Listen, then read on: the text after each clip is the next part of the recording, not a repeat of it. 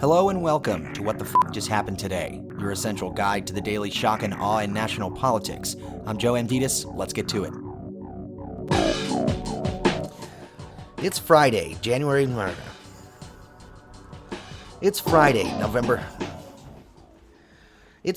September 24th, 2021. Welcome to day 248.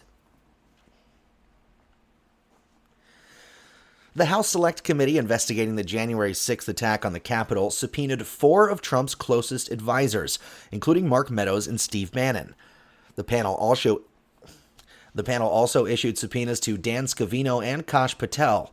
The subpoenas compel the four to produce documents relevant to the deadly attack by October 7th, and then sit for a deposition the following week. The committee says it's seeking information about Trump's actions leading up to and during the riot. In a statement, Trump called the panel the Unselect Committee and promised to fight the subpoenas on executive privilege and other grounds for the good of our country. Meanwhile, Biden will not invoke executive privilege to shield Trump's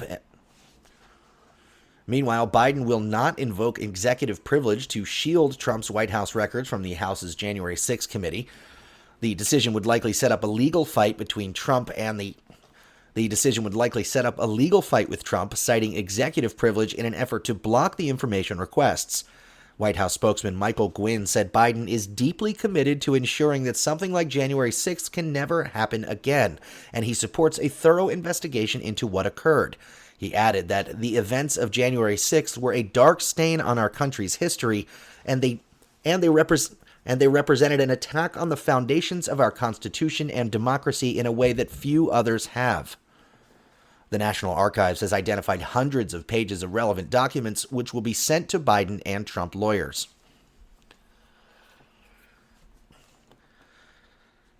In Arizona, the hand recount of Maricopa County's 2020 vote, which was ordered and financed by Republicans, confirmed that Biden won and the election was not, in fact, stolen from Trump.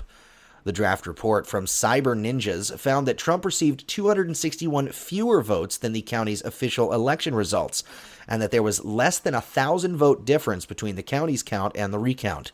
Biden won Arizona by roughly 10,500 votes. The recount took nearly 6 months and cost almost $6 million. Trump issued a statement claiming that the report uncovered significant and undeniable evidence of fraud.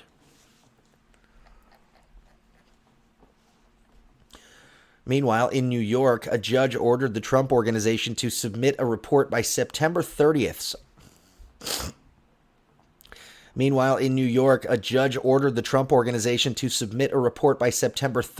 On its efforts to preserve, collect, and produce documents in response to subpoenas issued by the New York Attorney General. AG Letitia James said in a statement, "For more than a year now, the Trump Organization has failed to adequately respond to our subpoenas, hiding behind procedural delays and excuses." Judge Arthur Engoron stipulated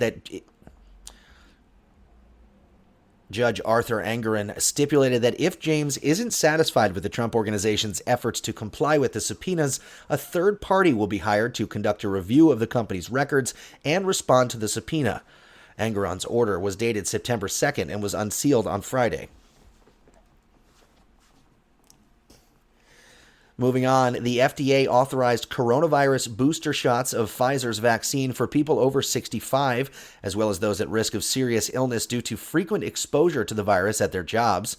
CDC Director Rochelle Walensky overruled her agency's advisory panel, adding a recommendation for boosters for people who are considered high risk due to where they work, such as nurses, teachers, grocery store employees, and others.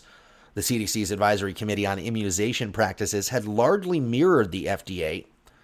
The CDC's Advisory Committee on Immunization Practices had largely mirrored the FDA authorization in recommending boosters for 65 and older, as well as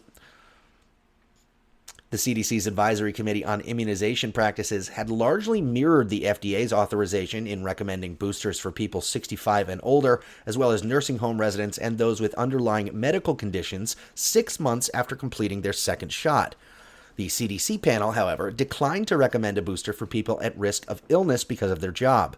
With Walensky's sign-off, the White House could begin promoting and rolling out a plan that would make booster shots available for millions of Americans at pharmacies, doctors' offices, and other sites that offer the Pfizer vaccine.